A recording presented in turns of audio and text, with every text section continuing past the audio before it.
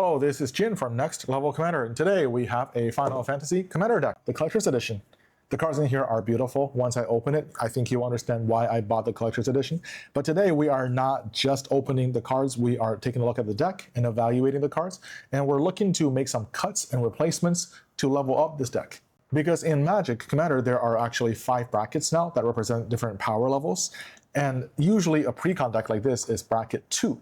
But through cutting some cards that are less synergistic and replacing them with more powerful, more synergistic cards, we're looking to upgrade this to a bracket 3 so that we can have more fun playing it, honestly, and face different, more varied opponents. So let's take a look. Let's begin. Now, how do you open this?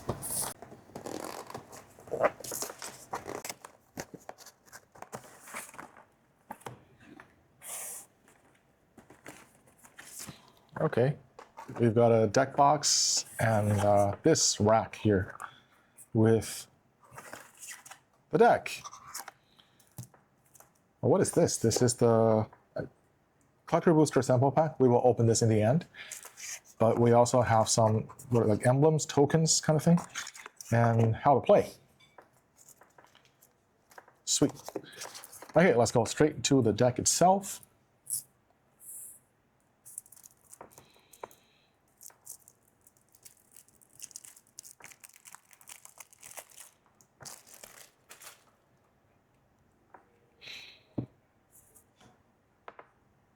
The first card we have is Terra, Hero of Hope.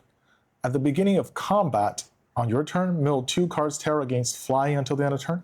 Whenever Terra deals combat damage to a player, you may pay 2 when you do return target creature card with power 3 or less from your graveyard to the battlefield, tapped. You can see the treatment. Oh, this is super nice. And this card is kind of it reminds me of Alicia, right, from a while ago, but this is a graveyard deck that is kind of aggressive, right? It wants to attack. And yeah, it brings back some of the bigger cards from your graveyard. Because this also says with power 3, not CMC, so maybe we can cheat this with cards that are high CMC and low power. But we'll have to see what else this deck does. But right now, it seems like, again, a graveyard-centric deck that wants to attack, that wants to be more aggressive, and that also fits the color combo. All right, so now, Celeste Rune Knight. When Celeste enters, discard any number of cards, then draw that many cards plus 1. Whenever one or more other creatures you control enter, if one or more of them entered from the graveyard or was cast from the graveyard, put a +1/+1 counter on each creature you control. Okay, this fits. I mean, these two legendaries fit really well together. And yeah, this is like, Celeste is like an enabler for Terra, and at the same time, it's also pumping our board. So great for the aggressive game plan. Coin of Fate. When this artifact enters, surveil 1. Exile 2 creature cards from your commander, sacrifice this artifact, and opponent chooses one of the exile cards. Put that card on the bottom. Then return the other to the battlefield tapped, and you become the monarch. Okay, this card has got 3 abilities. Neither of them are really powerful. I guess the returning a creature one is decent because it can be activated at instant speed. But also making Monarch. All of these are cards that we want, are effects that we want in this deck, so I kind of like this card. And again, I try not to cut cards if possible, just because I imagine a lot of people want to keep the Final Fantasy theme together. But for now, this card is fine. Scion, Vengeful Samurai. 7 mana. This spell costs 1 less for each creature card in your graveyard. Whenever 1 or more creature cards leave your graveyard, it gets +1/+1 counter. This is the kind of card that does nothing, except it's big, right? It will be cheap and is kind of big, can attack for, say, 5/5, 7/7 double strike. So later, if we see that this deck is more aggressive, more beatdown, sure, this can go in. But if we're looking for more graveyard synergy or more value, then Scion will be cut. So for now, we're going to make a maybe pile, actually. The maybe pile is for cards that are we're not so sure about keeping. So let's flip them back like this. Okay, next up, General Leo Christophe. When General Leo enters, return up to 1 target creature card with mana value 3 or less from your graveyard to the battlefield. Then put a +1/+1 counter on it for each creature you control. So this is a 3/3 at least. And it's like a mini Sun Titan effect. returning 3 CMC creatures. We'll see how many 3 CMC creatures we have, but I imagine there's a bunch. I mean, our commander is 3 CMC, if I'm not mistaken. And yeah, this is a decent effect. Again, not as good as Sun Titan, but this creature has the potential to go pretty big, right? To be a 5/5, 7/7. So I think it's a keep for now. Esper's 2 Magicite. Exile each opponent's graveyard. When you do, choose up to 1 target creature card exile this way, create a token that's a copy of this card, except it's an artifact and it loses all other card types. So it's a really cool instant. I would play this in a lot of decks, but for this deck, again, this deck we're not focusing on stealing from our opponents, I believe. So if this was able to make something, steal something from our own graveyard without exiling it, I'd play it. But right now, again, it's a good card, but I don't think it's got enough synergy. So I will set this aside in the maybe pile for now. The Falcon Airship Restored.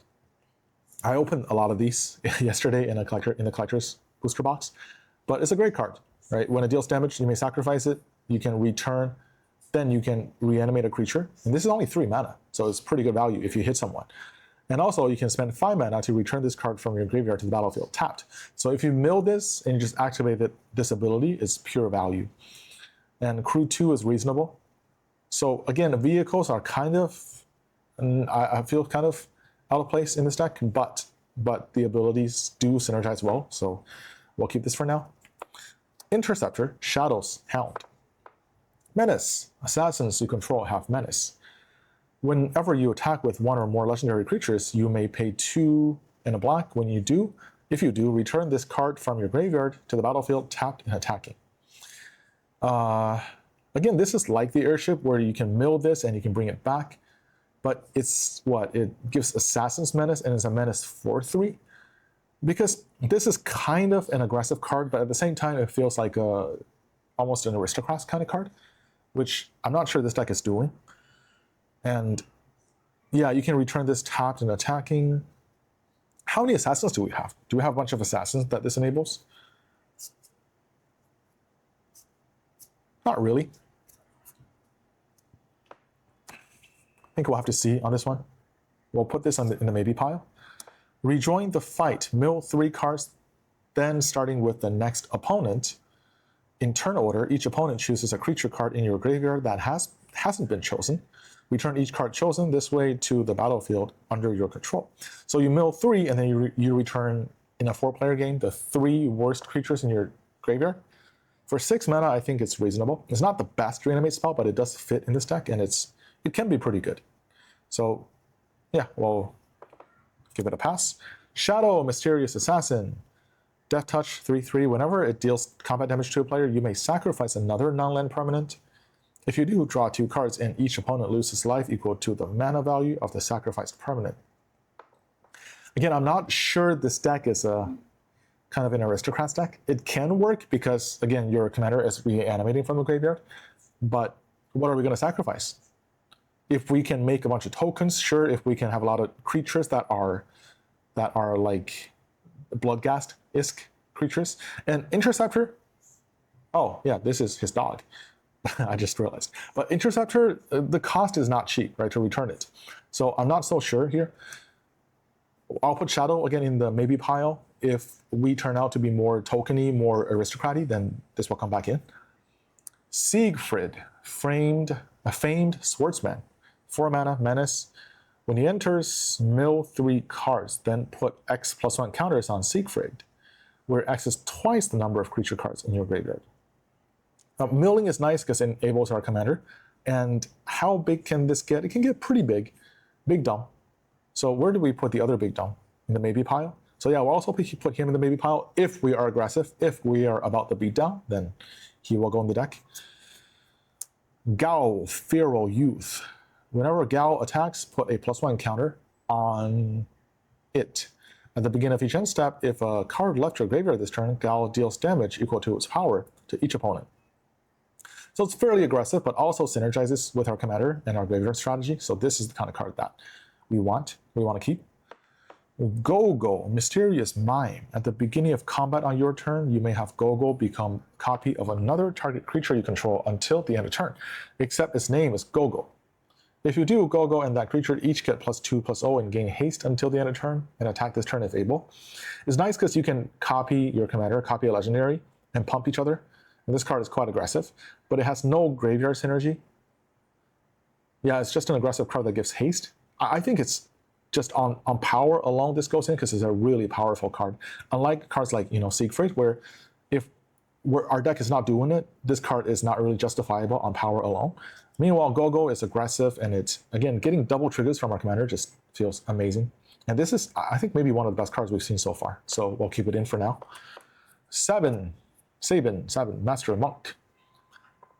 5 mana, 4/3, double strike. Wow. Blitz, discard a card. You may cast this card from your graveyard using its Blitz ability. So what Blitz does is you can cast it, it will get haste, but the problem is it will only last for a turn and then die. But when it dies, you draw a card. So it's kind of a, I'm not sure how to say it, but you get to use it for one turn, cash it in, and get some value. Let's see. We can Blitz it from the graveyard by discarding a card. Yeah, that's just excellent synergy. Because again, casting from graveyard is good. Being able to discard something you want to discard to reanimate later is excellent. And it's also a really aggressive body. So definitely a yes. Snort. Each player may discard their hand and draw 5 cards. Then Snort deals 5 damage to each opponent who did this. Wheels are good. They're kind of risky, especially when it's a May where your opponents can't. This is helping your opponents a lot. Dealing 5 damage to each opponent is decent. 4 mana. Yeah, this card I think is solid and it really enables our deck. And the idea is that it is symmetrical, but we want to break the symmetry of the discard and draw. And also it's able to be cast from the graveyard. So this is the card I would put into the deck and try it to see if we are helping our opponents more than ourselves. But for now, we'll keep it. Struggle and Realm. Let's see. 3 mana, 1/3. Cost 3 to activate. Target opponent exiles cards from the top of their library until they exile an instant, sorcery, or a creature card. You may cast this card without paying its mana cost. If you cast a creature spell this way, it gains haste and sacrifice it at the beginning of end step. And activate only as sorcery. So this card doesn't do anything with our deck. Yeah, I understand with these decks you have to have a theme, but also at the same time, each deck is representing a Final Fantasy game, right? So for a lot of the characters, you need to do top-down design. And between top-down design and having a theme and synergy, it's difficult to balance. So this is a case where just a random good stuff card, so I would cut it, probably. Next up, Summon Esper Valigarmanda. 4 mana, 3/3, Flying Haste. That's pretty aggressive, but exile an instant or sorcery card from your graveyard, from each graveyard. Then you can add red for each lore counter on this saga, and you may cast instant or sorcery cards exiled with the saga, and you can use the mana from this. I mean, it kind of works with our deck, the graveyard synergy, but you need, like when this comes down, you need to have decent instants and sorceries in our graveyard. We can't really depend on our opponents having it, right? So I will say maybe for this. It's such a good card, but again, is it for this deck? We'll have to see. Umaro, Raging Yeti. Oh boy, this is cool. 6 mana, 6/6, trample. At the beginning of combat on your turn, choose one at random. Other creatures get +3 and trample. That's really good. Discard your hand and draw 4 cards. That's pretty good. And it deals 5 damage to any target.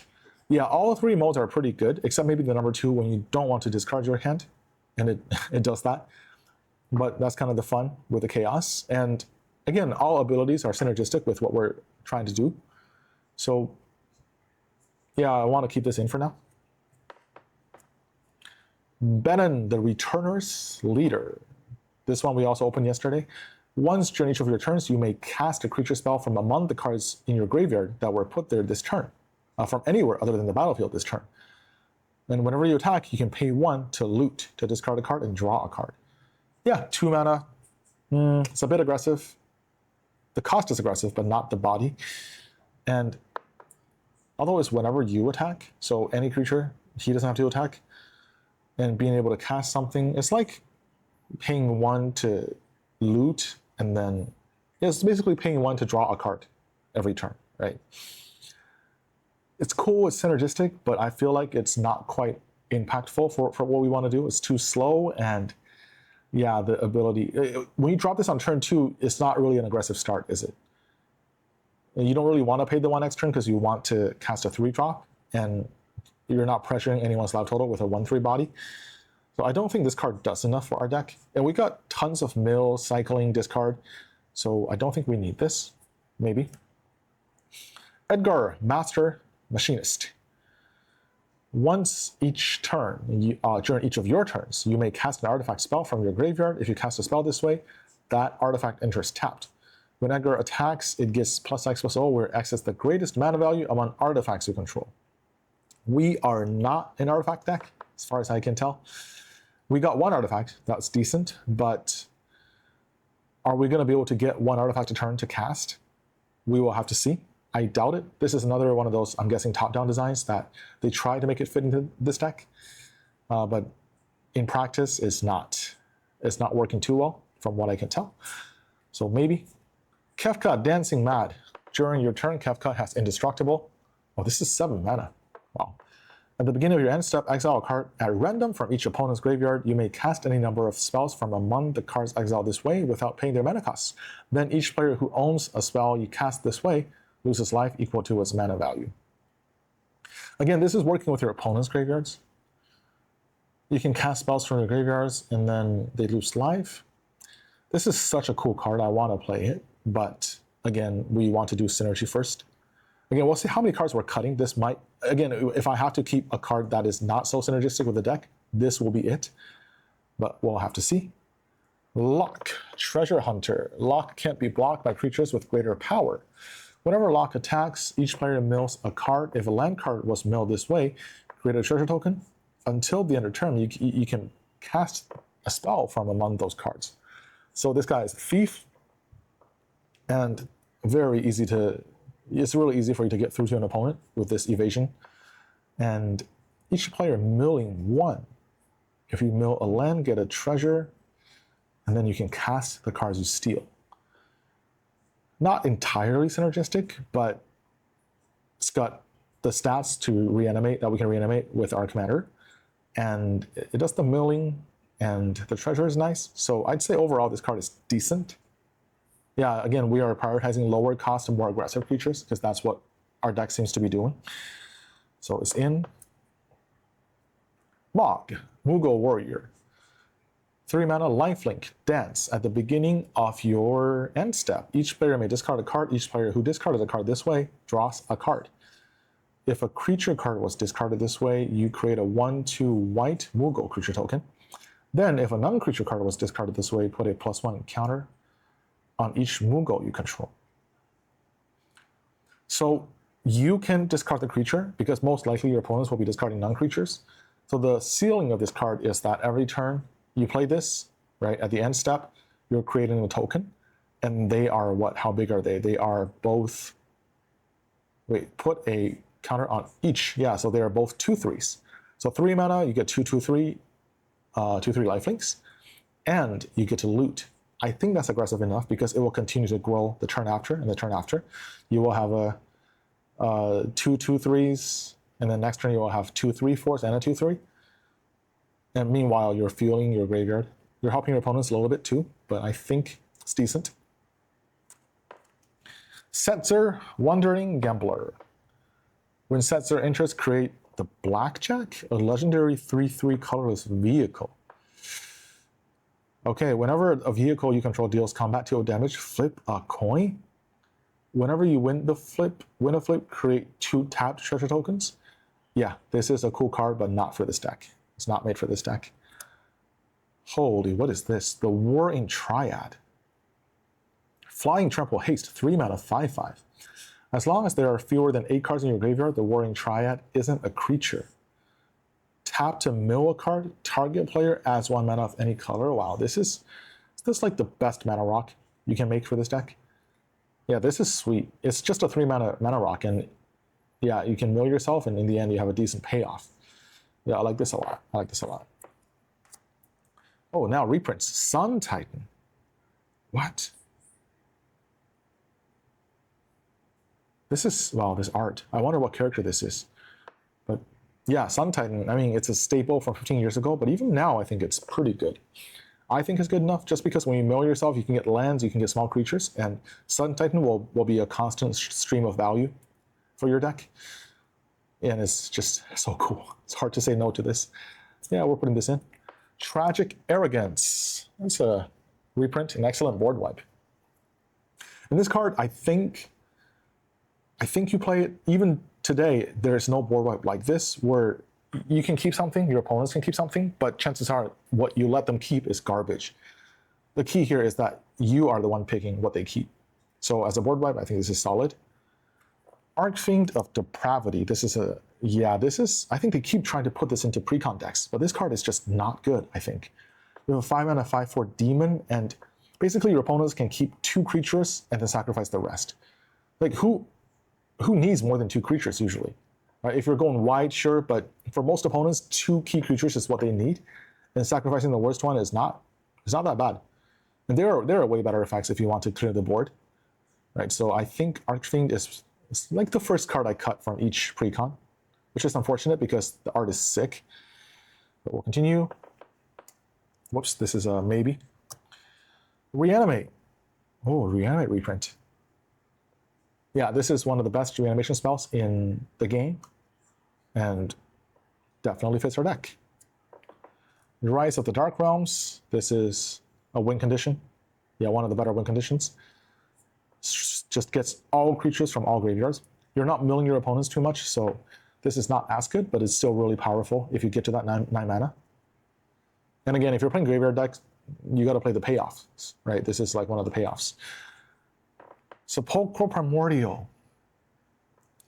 Yeah, this card is so powerful, but again, you are stealing from your opponents. Sure, as the game goes naturally, you can steal things, but there's not much synergy with this card. Again, can be reanimated with our commander, and yeah, it's such a cool card. You can put this in another deck, but for this deck, I don't think so. Combustible Gearhulk.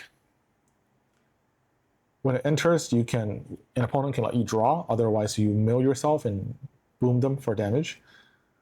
Now imagine, this is the Punisher effect. Imagine if your opponents just always let you do the damage. I don't think this is very good. And generally, I think opponents would, because your deck doesn't have a massive CMC. So on average, you're dealing probably 6 to 8 damage from the mill, and you mill yourself for 3. And for this cost, I don't think it's worth it. If your play group is more friendly and less, they're strictly speaking, playing the game kind of loosely, they'll let you draw. This is decent. But even then, 6 mana, draw 3, I think we can do better. So maybe. Flayer of the Hatebound. Whenever this creature or another creature enters from a graveyard, it deals damage equal to its power to any target. Yeah, this is another one of the payoffs for this deck. It's pretty much perfect in here, except it's got 4 power, unfortunately, but yeah, it's a great card. And it's got Undying, so it will come back when it dies. Rune Grinder. When this creature dies, each player may discard their hand and draw 7 cards. Mountain Cycling. I would keep this in just for the Mountain Cycling, because this wheel effect, once again, is a May, and you don't want to help your opponents with this. Usually I find wheels help your opponents a lot. But yeah, with Mountain Cycling, you can just situationally, you decide, okay, I don't want this in my hand. I don't want to cast it this game. I can just cycle it. So it's decent. Bedevil. This is serviceable, is what I can say. Destroy target artifact, creature, or planeswalker. But honestly, in Mardu, you have much, much better removals. Yeah, just destroying something. And this color cost it's fairly color intensive, right? It's not cheap. So we'll put this in the maybe board to see if we have room to upgrade the removal. If we do, we will. Next, Allegiance to Ashes. Exile target non-land permanent and opponent controls, and all tokens that player controls with the same name. If this was an instant, this would be top removal, but as a sorcery, I don't think this is good enough. Because once again, you are in the best colors for removals. Even like a Path to Exile, I think you're better off with. But something like, Merciless Eviction. Merciless, what's it called? Anguished Unmaking, my apologies. Anguished Unmaking would just so much better than this. So probably not. Priest of Fell Rites. Pay 3 life, sacrifice it. Oh, this is a 2 mana reanimation spell. It's a bit slow and it costs life, but again, 2 mana to reanimate something is excellent value, and also the unearth is great. 5 mana, you can get another one immediately. Yeah, this is great for our deck. Ruinous Ultimatum. Wow, that's cool. Yeah, this is one of the payout cards for playing Mardu. It's one of the staples. Arguably one of the best board wipes you can play. Yeah, destroy everything your opponents control and keep all your stuff. This one stays in. Key to the City. Discard a card, you can give something unblockable, and then when it untaps, you can pay 2 to draw a card. It's a bit slow, but it does have great synergy with the deck, because sometimes you don't even need to draw the card, you just want a discard outlet. And at the same time, your commander is not huge, right? How big is our commander? Let's see. Our commander Terra is a 3/3. Does get flying though. So the evasion, I'm not sure we need the evasion anymore then, because what's the chance of each opponent having a flying blocker? But again, we are kind of aggressive. We want to attack. So discard, draw, unblockable might be good enough. I'll put this in the deck and see how it performs. All right, next up, Solemn Simulacrum. It's an old staple, but I think it's still good enough, especially in Mardu when you don't have green. And just bringing this back with our commander is excellent value. Yeah, that's all I want to do. Even though I should be aggressive in attacking, but I just want to recur this card. Yeah, it's like for those of you not familiar, this is like the OG value card. Yeah, and to this day, it's still nice to see in your hand. Are we onto lands already? I guess we are. Battlefield Forge, it's a decent land. Clifftop Retreat. Yeah, I think a lot of the lands they're including are just really good compared to especially the precons from the early days. Nowadays, they've printed and reprinted so many of these lands that they are not that expensive, that they won't hurt their reprint equity so much, so they are more generous with it. And the precon land base is honestly decent. I wouldn't change it too much. I don't feel the need to do that. Dragon Skull Summit, yeah, Exotic Orchard. Oh wow, Filter Lands too. Nice. Foreboding Ruins, Fury Calm, Snarl. Yeah, these are all lands I would play anyways, at least in 2-color decks. In 3-color, there are some upgrades, but I wouldn't feel bad playing these lands. High Market, excellent choice. Isolated Chapel, Rugged Prairie. Yeah, so far the lands look great. Shadow Blood Ridge, Shine, Shadow Snarl, Smoldering Marsh. Yo, the colors in this deck is solid. Wait, but why do we have more non-lands? What is happening? Did I mess up the sorting? Maybe I did, but it's okay. We'll keep going. Phoenix Down, one color, 1 white for exile it. You can return a 4-mana card from your graveyard to the battlefield tapped, or exile Skeleton, Spirit, Zombie. So this part is not that relevant. It'll be hilarious if it's relevant, but playing a card just for that effect, I don't think is good enough. I mean, just compare this to Reanimate, right? So maybe. Laughing Mad, as an additional cost to cast this, discard a card.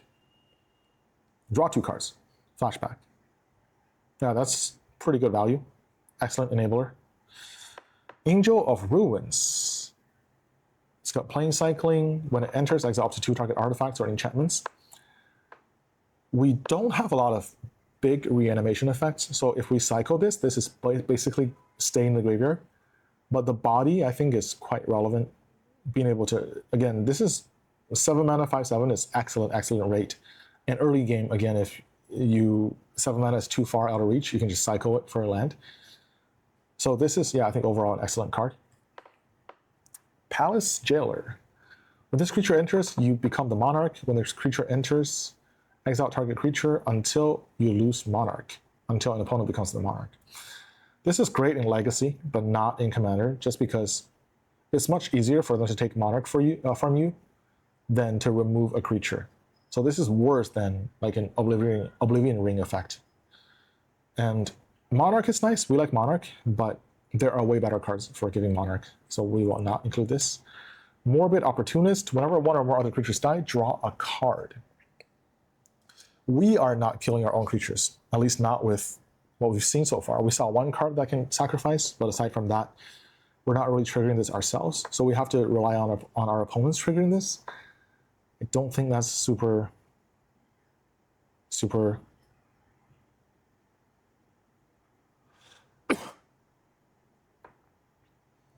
I don't think that's too reliable. I don't think we can bank on that, so this card probably doesn't do enough in this deck. Nice Whisper, just a simple basic draw spell. That goes in for sure. Pitiless Plunder, whenever another creature you control dies, create a treasure token. Again, we are not killing our own creatures. But I mean, seeing those two cards, I may be wrong. If later we see some more Aristocrats pieces, then we will adjust. But for now, it's not in the deck. Stitch Together, this is not the best reanimation spell, but it's decent. Like it's serviceable. And getting Threshold should be fairly easy in this deck. So we'll keep it in for now. Stitcher's Supplier, all this card does is mill. I don't think it's enough. I want my cards to, mill and also do other things, not just a 1-mana 1/1 that chump blocks once. Maybe Anger. Yeah, this is like a staple in the aggressive graveyard deck. I mean, this is the perfect card. Never cast this unless, you'll feel sad if you cast this. Generally, you want to discard it or mill this into the graveyard, and then your entire team is just that much stronger, that much more aggressive. Big Score, discard 1, draw 2, create 2 treasures. Great card. Yeah, not much to say. Crackling Doom. Hey, this is a pretty good removal, right? Each opponent sacrifices their biggest creature. Compared to what we saw, the ones we cut earlier, right? You can see why this is better. And 2 damage to each opponent. Why not? Mortify. Not the best removal, but I think serviceable. Yeah, because again, instant speed is just huge, and creature enchantment, no BS. All right, next up we have some ramp. Arcane Signet. Not much to say. Commander Sphere seems good. Meteor Golem.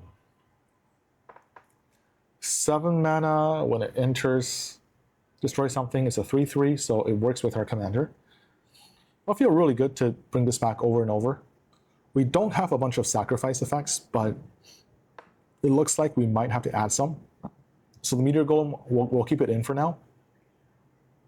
Yeah, just because we need more removals and something that's synergistic with our commander and can be done over and over, I think is worth trying at least. Milliken, 2 mana 1/1, add colorless, mill a card. Is this good?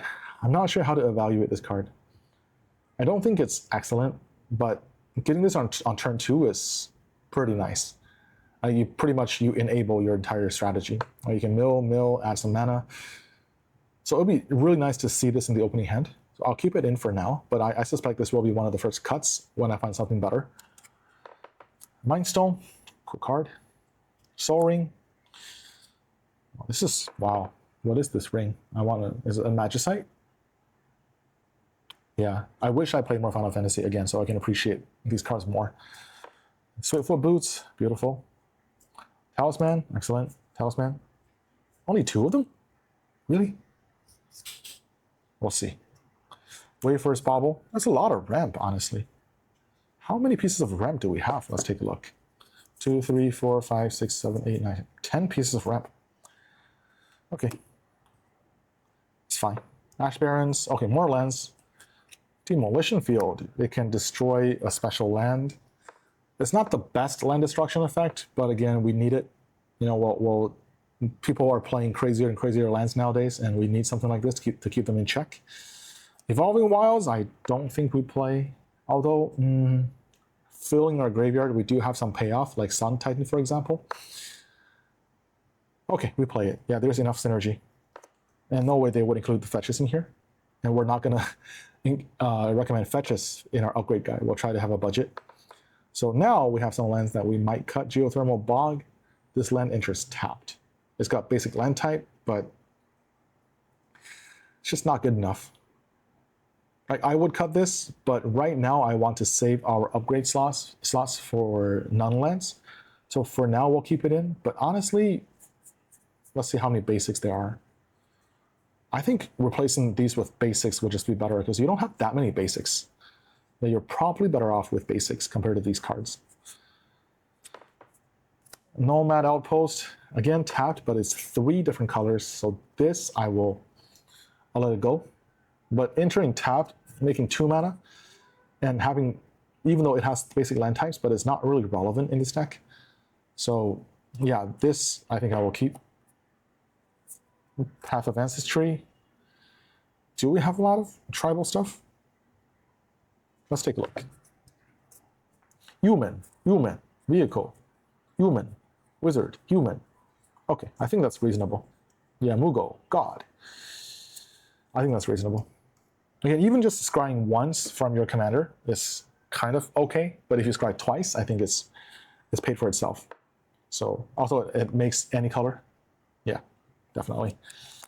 Rogue's Passage, expensive, unblockable, but it's still unblockable on a land. So I'd say yes. Sacred Peaks, yeah, you know how I feel about this. Command Tower, yes. And then basics. 1, 2, 3. These basics are, these are nice. Wow. Yeah.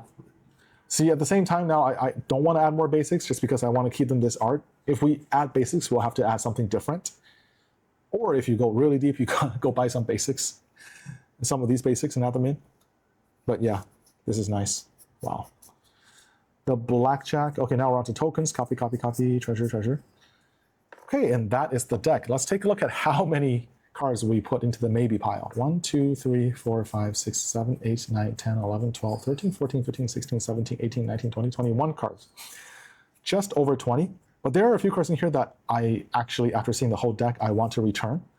Now the first card is, let's see, Siegfried.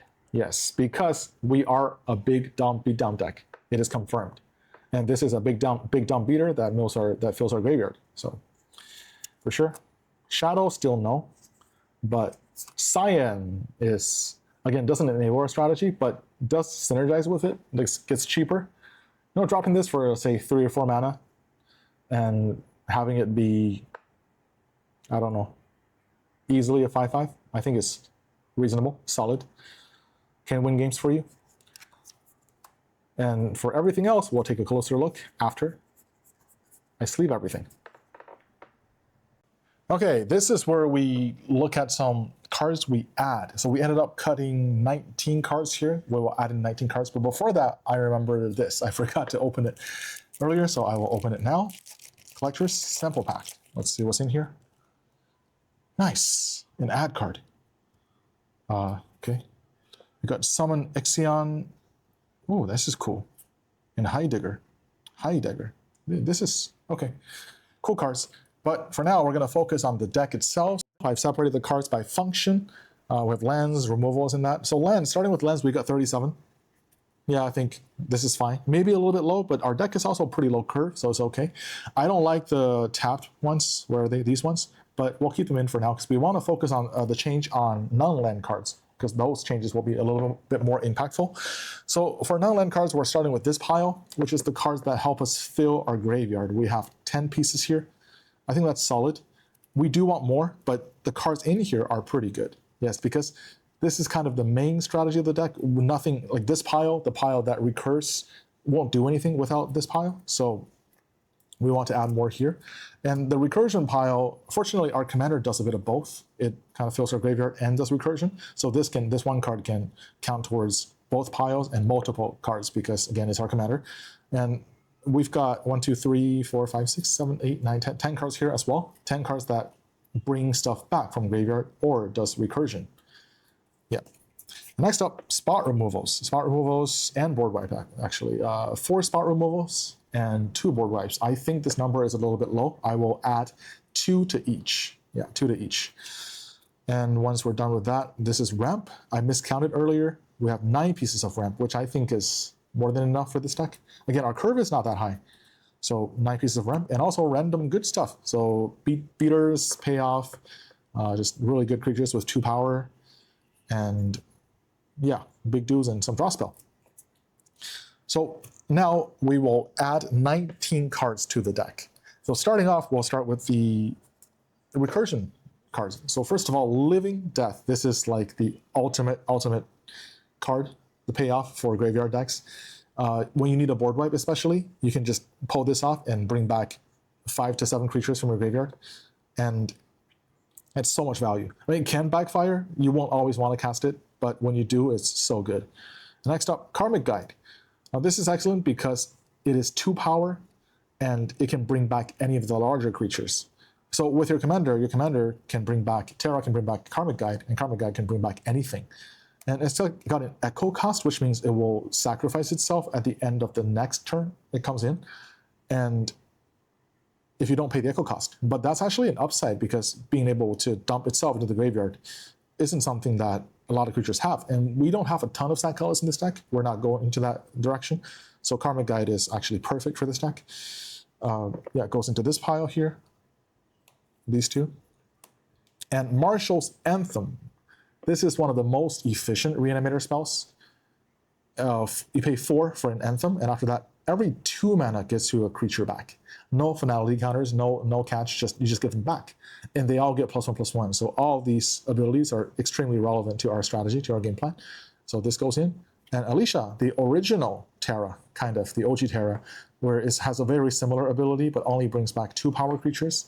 Now, in this deck, I counted, we have about 12, I think, 12 to 13 2 power creatures. So it's more than enough to satisfy Alicia. And yeah, also you can bring back Alicia with her commander to start kind of a chain, which is cool. All right, so these are now we have the pile for bringing stuff back from the graveyard. Now take a look at the enablers or the discard. Starting off, we have Faithless Looting. This is the classic, one of the most efficient discard spells, loot spells. It will get what you want in the graveyard dumped, and also flashback. You can also dump this and just cast it from the graveyard without costing a card. And next up, this one is a little bit strange. It's Brass's Tunnel Grinder. It's a weird transforming artifact, legendary artifact, but look at the ability though. When it enters, you can discard any number of cards and draw that many cards +1. So it even replaces itself. And you can dump whatever you don't need and replace them with new cards. And the second ability is also decent. It says at the beginning of your end step, if you descended this turn, put a board counter onto it. And when there are 3 board counters, you can flip it into a land. Well, first of all, triggering this is super easy in our deck with even just our commander, right? With just our commander, it's really easy to trigger Descend. So in 3 turns, actually, this will flip. And it ramps you, and also the land is quite powerful, even though it has no synergy with the deck, but it's just a really good value. Whenever you cast a permanent spell, using this mana, this red mana, you get to discover X, where X is that spell's value. So 1 spell becomes 2 spells, basically. Yeah, enabler and later value payoff. And next up is Doom Whisperer. I don't think there's any questions about this. This is one of the best enablers for any graveyard strategy, because the pay 2 life cereal, you can just use it unlimited number of times. Now be careful with your life total. We don't have a ton of life gain in this deck. I added a little bit, but this card is just too good to pass up. Just be careful, don't use it too aggressively because you're not really a combo deck.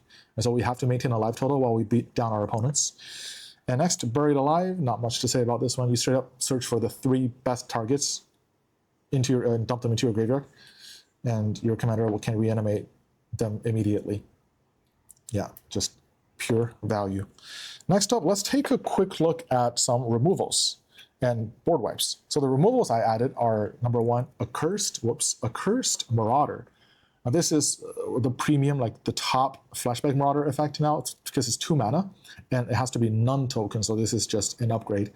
And for 2 mana, you can continue to loot this if your opponents are low on creatures. For example, if they're a Voltron deck, or something that's creature light, for example, Spellslinger with just their commander, you can lock them. You can lock them out with this and your commander.